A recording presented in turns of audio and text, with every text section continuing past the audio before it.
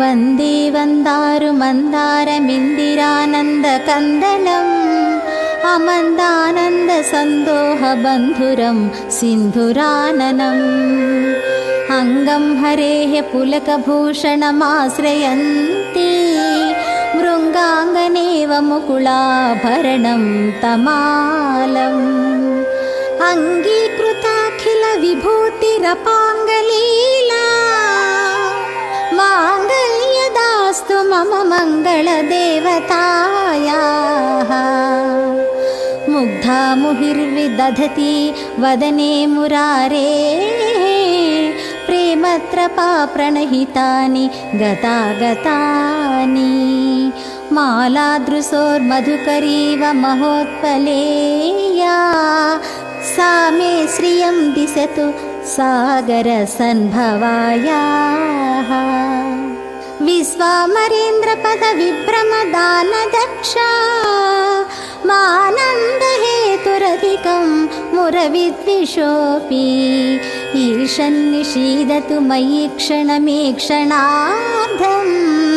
इन्दीवरोदरसहोदर मिन्दिरायाः अमीलिताक्षमधिगम्य मुदा मुकुन्दा मानन्दकन्दमनिमेषमनङ्गतन्त्रम् आकेकरस्थितकनीनीकपद्मनेत्रं भूत्यै भवेन्मम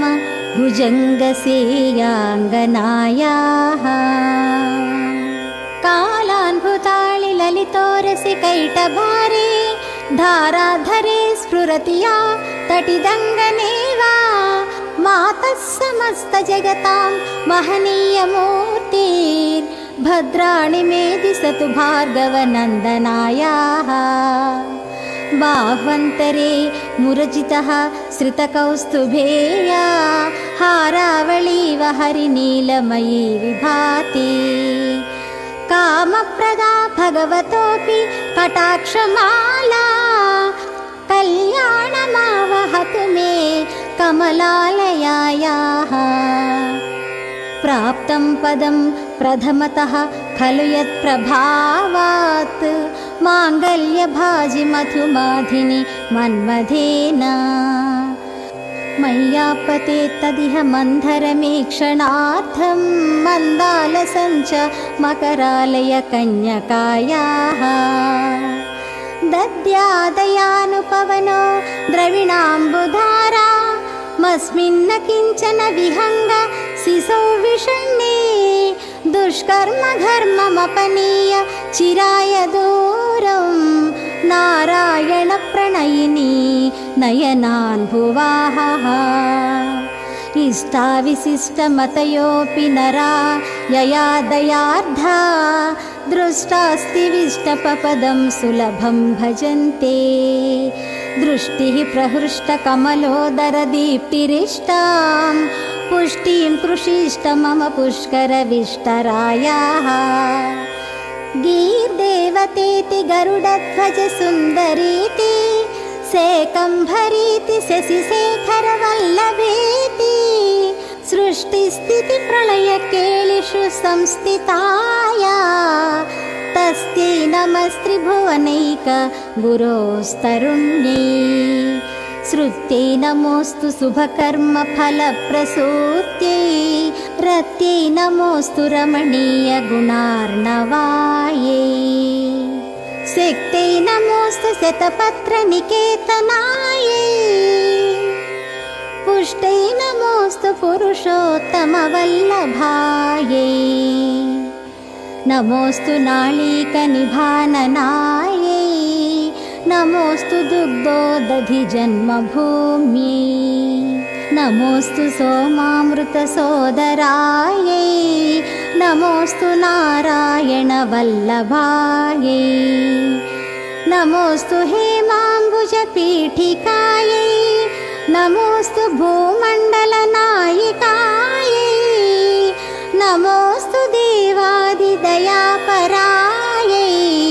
नमोऽस्तु सेङ्गायुध वल्लभायै नमोऽस्तु देव्यै भृगुनन्दनायै नमोऽस्तु विष्णोरुरसि स्थितायै नमोऽस्तु लक्ष्मी कमलालयायै नमोऽस्तु दामोदरवल्लभायै नमोऽस्तु कान्ति कमलेक्षणायै नमोऽस्तु भूत्यै भुवनप्रसूत्यै नमोऽस्तु देवाधिभिरर्चितायै नमोऽस्तु नन्दात्मजवल्लभायै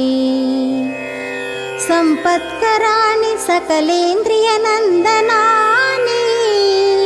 साम्राज्यदाननिरतानि सरोरुहाक्षी त्वद्वन्दनानि दुरिता हरणोद्यतानि मामेव मातरनिशं कलयन्तु मान्ये यत्कटाक्षसमुपासनाविधिः सेवकस्य सकलार्थसम्पदः सन्तनोति वचनाङ्गमानसैस्त्वां मुरारी हृदयेश्वरीं भजे सरसिजनयने सरोजहस्ते धवलतरासुकगन्धमाल्यशोभे भगवती हरिवल्लभे मनोज्ञे त्रिभुवनभूतिकरी प्रसीद मह्यम् दिग्धस्थितिभिः कनककुम्भमुखावसृष्टा स्वर्वाहिनी विमलचारुजलप्लुताङ्गी प्रातर्नमामि जगतां जननीमशेषा लोकाधिनाथ गृहिणी ममृताब्धिपुत्री कमले कमलाक्षवल्लभे त्वं करुणापूरतरङ्गितैरपाङ्गैः अवलोकय मामकिञ्चनानां प्रथमं पात्रमकृत्रिमं दयायाः